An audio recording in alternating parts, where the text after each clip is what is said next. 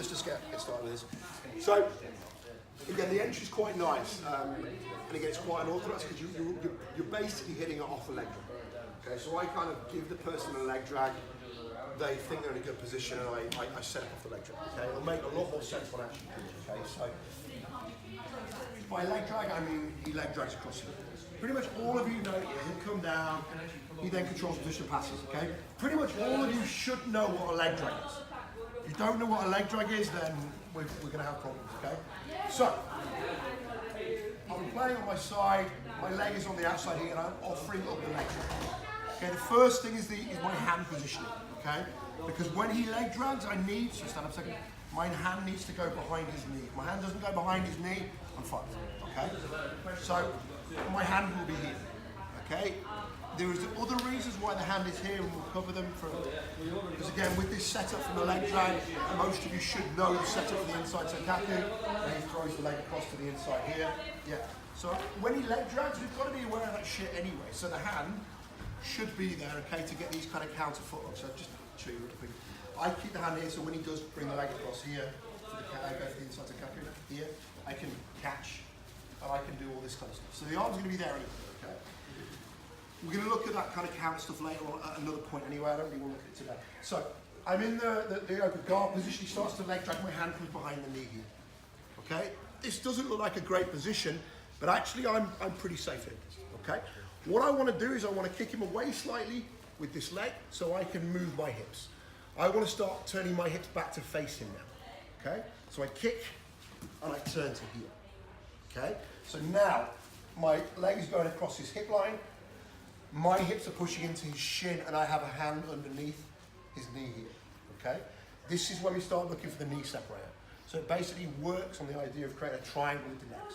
Okay, when I triangle the legs, it's gonna bring his heel close to his ass, okay?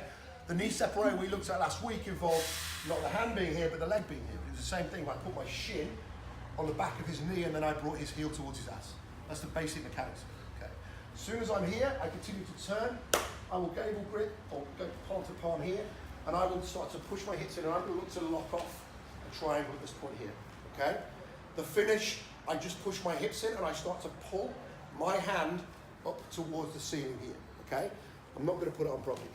You've got to be careful with this, guys, because it's, like I said last week with this, the pressure, you will feel, get quite intense. At that point is when you want to be sort of tapping, okay? This isn't a super painful submission. You may feel a bit of pain in the calf, but when it starts to really hurt inside the knee joint, this is when you've actually got some quite bad damage. Because again, mechanically what's happening is, anyway, as the heel gets compressed towards the ass here, this stops the knee kind of closing off, and it opens up the knee joint. Okay, it creates, I refer to it as a knee separator as opposed to a knee calf slicer, because what you're actually doing is you're separating it and opening up the knee joint, which damages the ligaments. Okay.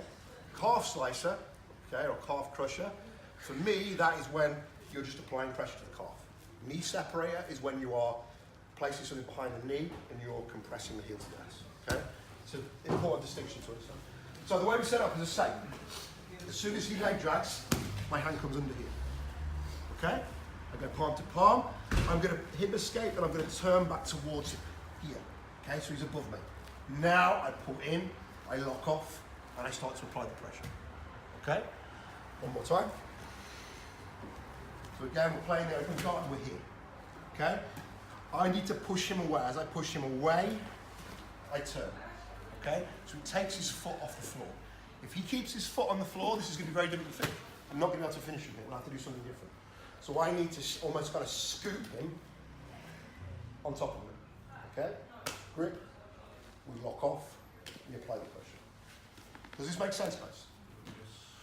Any questions? Just a quick one. Yeah. If you can't pull him on, you could give grip earlier, pull him, could you not? There's a few things, we'll discuss all of this. Because again, people are going to do certain things to block it, and this is one of my favourite entries into the outside ashy as well. I fake this and go for the outside ashy. We'll talk about it in a minute. Sorry, it doesn't matter if he puts his knee on the floor, does it? You can still pull him on. If my hand is behind here, if the knee goes on the floor, I can still start to apply pressure here. Yeah. The thing is, like, even if the knee goes on the floor, I can still pull him towards me pull the knee towards me and shift his hip to open him up. Okay, if I have this grip under his leg, it's going to allow me to start to lift his hips and move his hips. If I don't, there's no way I'm lifting this, and he's going to. Everyone knows how to do leg drags and that's leg drags. Okay, any other questions? Have a play about with it, guys. You have to get that hand behind the knee. Okay, if you miss that, you've been leg drag. So you've got it. It's important that you're keeping that hand kind of shaded by the knee. Okay, let's go.